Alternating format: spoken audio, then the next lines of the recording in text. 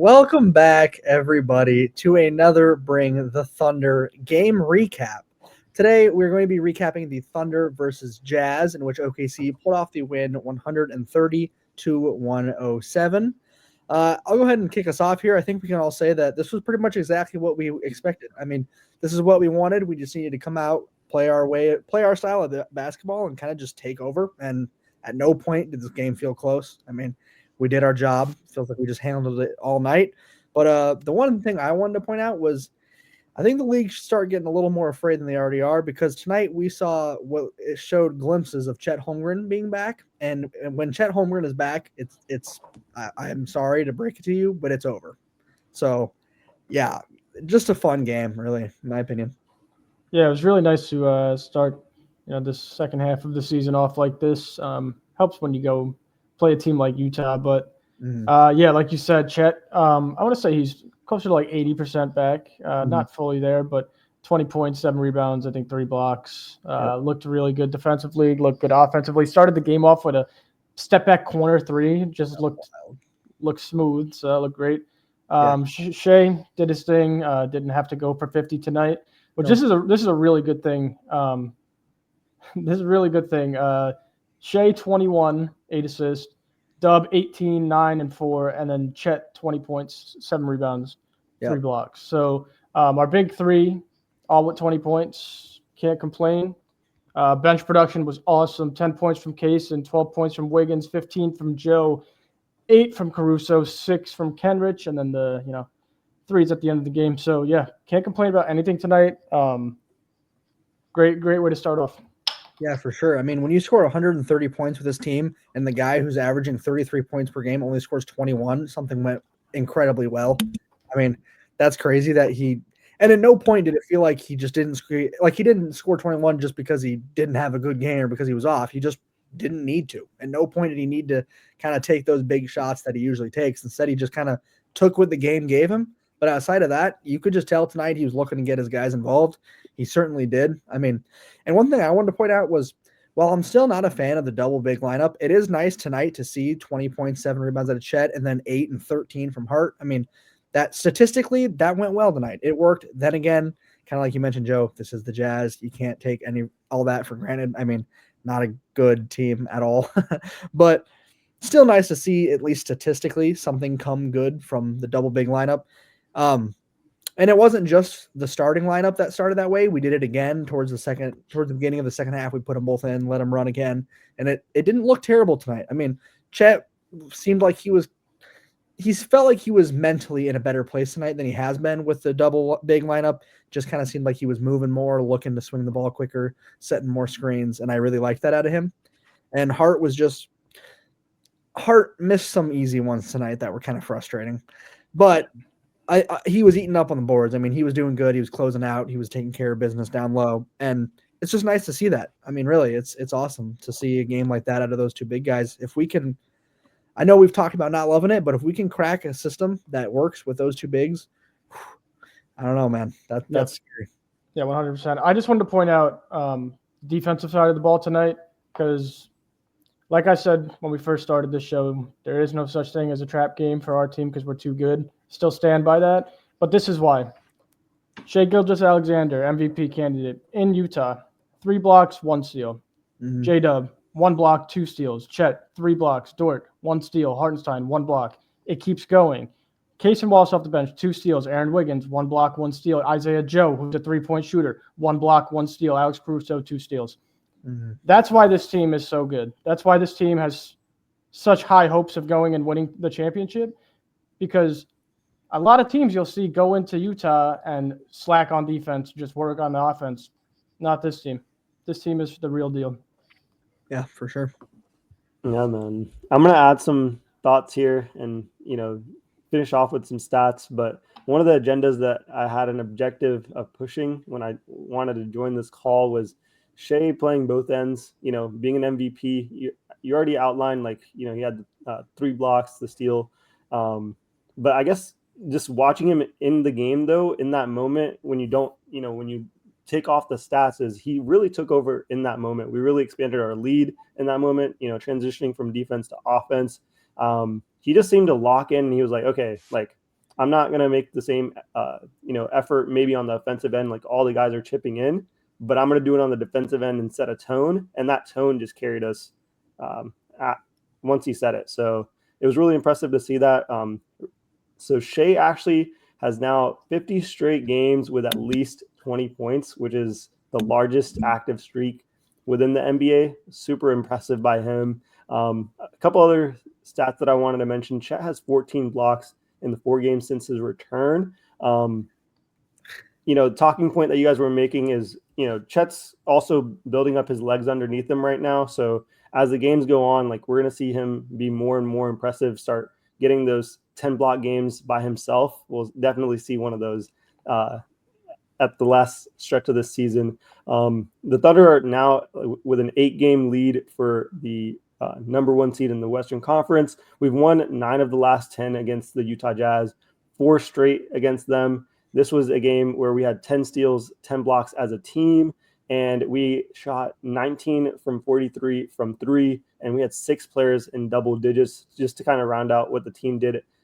overall. And one crazy stat here is amongst 3 NBA teams that have finished with an average margin of victory north of 12, the 71-72 Lakers with 12.28, 70-71 Bucks with a 12.26 rating, and the 95-96 Bulls with a 12.24 rating. Those all became champions. Thunder average margin of victory to date is 12.93. That's historic. And, if I'd be remiss to say I don't smell like a championship right now. So yeah, that's insane. I mean, to top some of those teams, specifically the 95-96 Bulls, is ridiculous. So I'm not going to get too much into the 95-96 Bulls because I'll say some things and get so much hate. But just focusing on this team, there's a reason why the margin of victory is that large. And it's kind of what I was getting at before. It's because we don't take these games lightly, and we will step on the gas and kill the other team, step on their throats at the end of the night. We're not here to make friends and just go play a rec basketball game. This is, win or go home every night for this team most of the time. So that's why I love this team. You don't see that out of many NBA players and many NBA teams. They're just put together the right way, and it's awesome to watch. Yeah, for sure. Yeah. We've kind of mentioned. I was going to say, when Shai has the moment to step on the team's neck, like he pretty much takes it every single time. Yeah. He has that killer mentality, that Mamba mentality that we always talk about, and that's one of his obviously favorite players, and he kind of encapsulates that when he plays. Absolutely. Another thing to point out that we've mentioned multiple times, we have that 12.93 margin of victory. Once again, didn't have Chet for well over half of the season at the time. I mean, that's insane. Like our second, third, your choice if you think second, third, best player on both offensive and defensive, or both offensively a star, defensively a star, and we have at this moment we have the highest margin. I mean, that is just ridiculous. Like, and not just Chet, but the other injuries that we consistently talk about. Not getting production from AJ Mitchell, who was a game changer, having Caruso miss so many games, having Wallace out for the last month, having Hart miss multiple games. I mean, this team, we sit here talking about how good this team is. They haven't even scratched the surface of how good they really could be with a fully healthy team that's clicking the way that they're capable of. Yeah, they're just getting going. Another reason why I think tonight was the perfect way Oklahoma City is going to play in the playoffs. Because when it comes down to it, you can't rely on Shai to have 40 every night in the playoffs. It would be nice, but just to have, like, we saw this togetherness off the bench. That second unit was awesome on defense, and they were sniping tonight. If Casey Wallace could come in and shoot threes like he did last season, huge plus. Caruso knocked down 2 out of 2. Isaiah 3 for 6. Aaron Wiggins 2 for 4. Everyone was 50% or higher off the bench, and the defense was awesome as well. Picking pockets, getting in transition. We saw Chet get in transition 2 times tonight, which was awesome. One finish, I think, got fouled on the other, maybe 3 times actually. But just perfect team basketball. Like I said, almost 20 for each of our 3 stars, and then iHeart doing what he does. So I'd look forward to seeing that type of basketball more often down the stretch and then going into the playoffs. Yeah, I agree completely. We got used to the Wiggins 40 bomb and stuff, but realistically, this is all we need from him and Isaiah Joe, and we're looking dangerous if we have this. So yeah, absolutely. I mean, Hartenstein 13 rebounds. That's all we need from him. Like everyone's just playing their part. I mean, apart from Dort, he had an off night, but yeah, we're looking scary. Still play defense though. He had an off night and we won by 23. Yeah, I mean, like that's crazy. But two things I kind of wanted to mention as well. One thing, I don't think I've ever seen a player as good at putbacks than Chet. I mean, that dude's IQ for putbacks is ridiculous.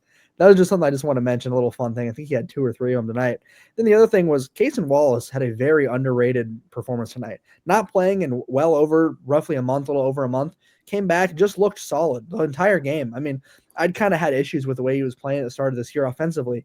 Tonight, none of that was the case. I mean, I don't expect him to hit every shot, so I'm cool with him missing those 2, but he just looked solid. I mean, 5 assists as well, just playing his version of basketball. As Jack just kind of said, if Wallace can, or Joe just kind of said as well, if Wallace can just give that level of basketball, that's such a good addition to this team. That's so underrated. I mean, that kid is going to be really good in this league. He's got a place in this league for sure, and I love that he's learning behind Shai.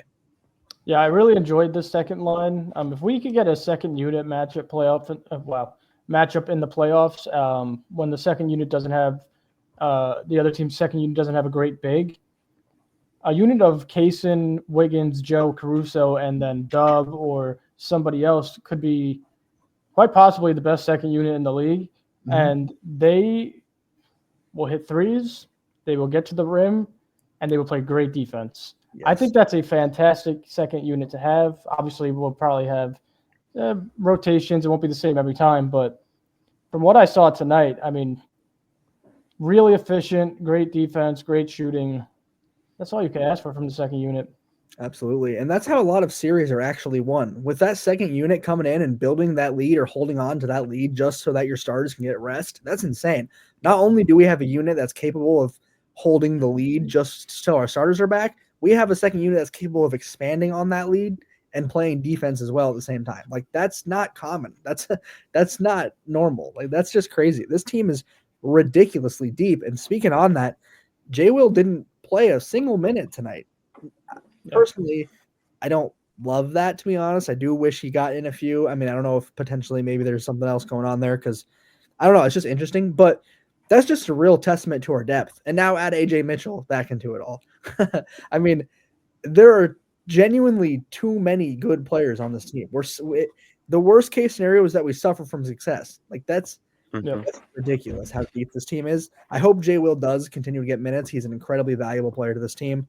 But yeah, this team is ridiculous. I mean, we've said this time after time after time, and I'm sure you guys probably aren't tired of hearing it. You're Thunder fans. This is great, but this is not normal. This team is not normal. They are capable of insane things, and if they play the way that they are capable of playing, there is not a single team in this league that I think can beat us in a 7-game series.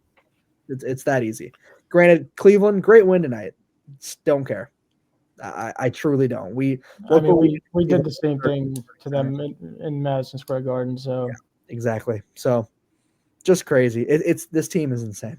We actually did it against a fully healthy Knicks squad too. Just want to put that out there. Yeah, we did. Yeah, it's just crazy how good this team can be. We're about to be tested. This game in Utah starts the stretch of an 8-game in 13-day with 0 nights off at home. And the Thunder will have 2 nights off at home in a 25-day span coming out of this All-Star break. So yeah, I mean, and it's also not an easy schedule. Back-to-back Sunday and Monday with Minnesota. Like I said, you got to take these games seriously. So you got the Nets and Atlanta, but then you come back. Spurs, we lost to them without Wemby before, so we got to take that back. Rockets, Grizzlies, got Nuggets back-to-back Celtics. So this is the stretch where OKC really proves itself, and I'm really looking forward to it.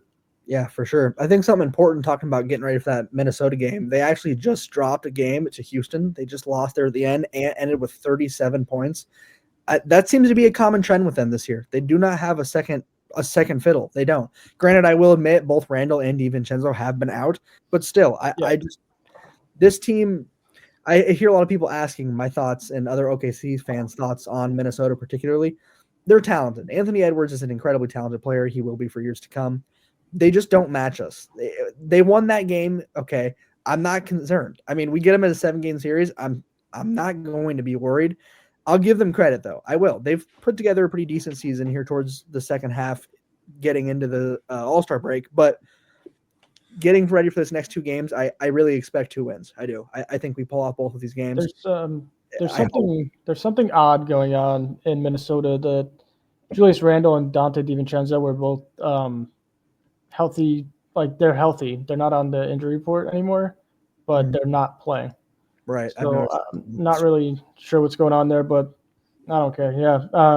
Go up to Minnesota, beat them at home, and keep moving. Absolutely. But, I mean, like you just said, Joe, I'm just going to double down on it. This is a big part of the season for us. This will tell a lot. I'm excited to see our matchup with the Nuggets. I want to see us play them again. I think that one game against them that we lost, where Westbrook absolutely went insane, was a fluke. But still, I want to see it happen again. I do. I want to see us play them again, and I'm excited for that matchup. Same with the Boston one. That Boston game was really fun. I look forward to playing them again. I look forward to playing them in Boston 100%. We got them at home the first time, so let's see what we can do on the road. It's a great test for us. Yeah. They are still the defending champs, so we got to beat them. Like you said, Denver. I loved the way we beat the hell out of Denver the first night of the season. Well, our first night of the season. Obviously, second game, Russ went nuts and stuff happened, but that we're not the same team as what we put out that night. So, I think we're gonna show the world what we're really capable of in these games. Yep. Yeah, I was gonna say I agree with. We've got some great matchups, but overall, it's like for the rest of the season, we're kind of middle of the pack in terms of strength of schedule. So we're sitting pretty in terms of we can really rack up a lot of wins here. Just make sure we clutch the ones that we really need to win. I think against the bad teams, like we'll be locked in for those. Something that I wanted to touch back on was the Shai MVP case. I feel like he's having the greatest point guard season since 2016 Steph, leading the number 1 Thunder squad. He's first in points, first in, I believe, 30-point games, 40-point games, 50-point games. I've already pointed that out. But another thing that I looked up this weekend was he's first in plus minus. He's also second in steals. He's also got the largest net rating. There was a Jokic fan that actually posted that on Twitter as a case against Shai, where there was like a plus minus, and Shai had a plus 18.4 net rating. That's the highest since 1997. He's doing it on both ends, and the case is just building itself.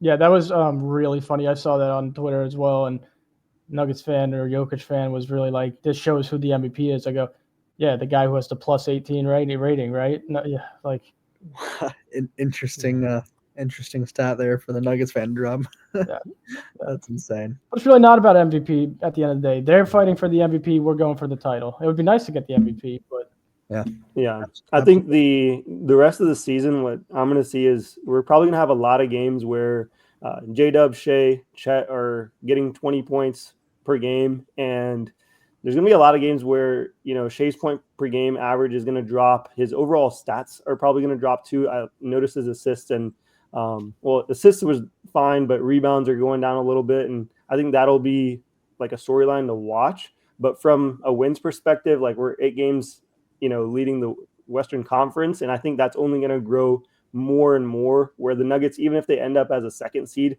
we may be like plus 12 games, 13 games at the end of the season, something crazy like that. So I definitely think Shai is going to get this MVP. Yeah, Denver's coming off this 10-game win streak when they haven't played a team over 500, maybe one team over 500. So, but like you said, Sapir, I selfishly, don't take this the wrong way, fans, but I'd like to see more of those 20-point games from our top 3 players. And I know it'll lower Shai's stats, but that's the way we're going to play in the playoffs. So let's not live in a imaginary world where Shai's going to drop 35 for the rest of the year, and we're going to ignore the fact that we have 2 other all-stars, even though Chet hasn't made it yet because he was injured all year. But it's just going to have to be that way, and we do that now, and we'll be ready for round 1.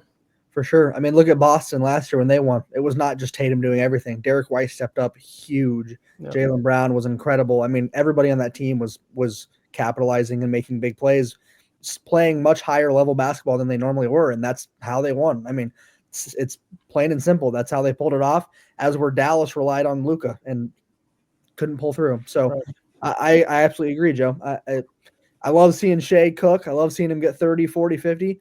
We could win every game the way we did tonight, and I wouldn't even look back for a second. His averages could drop to 25 points per game, and I wouldn't care if we were still winning and our other guys' averages go up. I mean, right. if he ends the season averaging 28, that's still MVP level numbers, because if he's averaging 28 on a team with Jalen Williams and Chet Holmgren offensively, that's ridiculous. Yep. And all the other talent around him, like, that's not normal.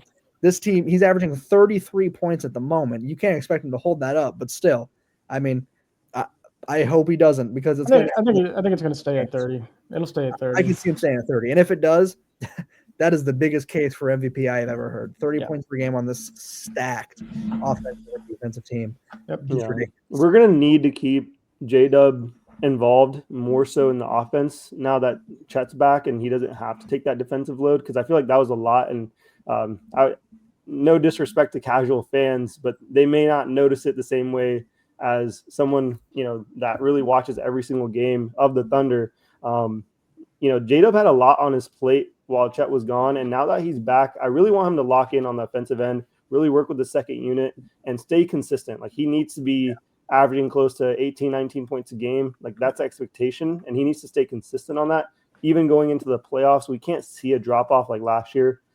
It's really going to impact us. He needs to be that second guy that's getting to the line. Most importantly, I feel like that's a really big point of emphasis. Like, we're just not getting to, like, outside of Shai, no one else gets to the line. And J-Dub's one of the few guys that can really get to the rack, other than Chet, obviously, but he's got to be the main other focal point creator. Yeah, you nailed that on the head. I'm looking for him to get to the line, like you said, 18, 19 points a game consistently. And one other thing is playmaking. He has great playmaking ability.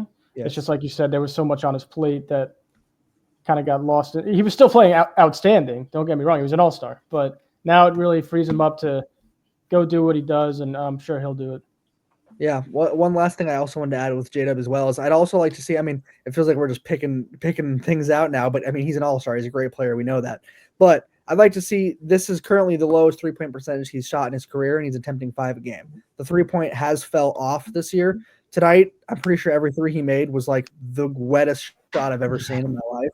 I mean, his threes tonight were lacing the net. That was crazy. But talking about getting that load off him a little bit so he can be more of an offensive player all around, I think that includes the shooting. I mean, having more energy to get shots up, being able to knock down shots better, I just think that he's going to knock those three down like consistently more. So, all right. Yeah, guys.